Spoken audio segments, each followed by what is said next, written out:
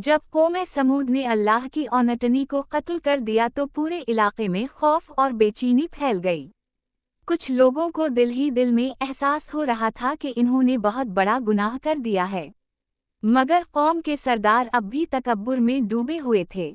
हजरत ने अपनी कौम को आखिरी बार समझाया, ए मेरी कौम, तुमने अल्लाह की निशानी को कत्ल कर दिया है। अब भी तौबा कर लो और अल्लाह से माफ़ी मांगो, शायद वो तुम्हें मुआफ़ कर दे।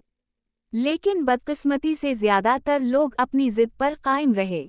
वो हज़रत स्वाद अलिफ लाम हे का मजाक उड़ाते और कहते, अगर तुम सच्चे हो तो वो अजाब ले आओ जिसकी तुम हमें धमकी देते हो।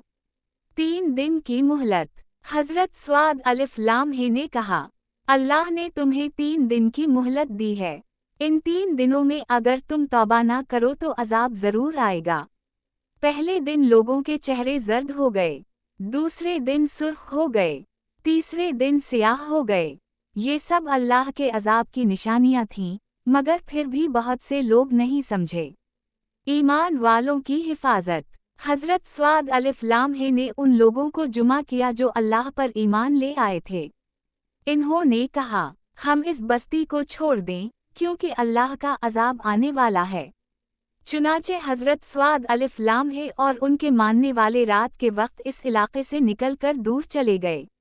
अजाब का आना। अगली सुबह अचानक आसमान पर सियाह बादल छा गए, तेज आवाज गूंजी और जमीन जोर से कांपने लगी। एक खौफनाक जलजला आया और पूरी बस्ती तबाह हो गई। बड़े बड़े पहाड़ों के दरमियान बने घरों में रहने वाले लोग जमीन पर गिर गए और सब खत्म हो गए। वही ताकतवर कौम जो अपने महलों और पहाड़ों पर फख्र करती थी, एक लम्हे में खत्म हो गई। हज़रत स्वाद अलिफ लाम हे का गम।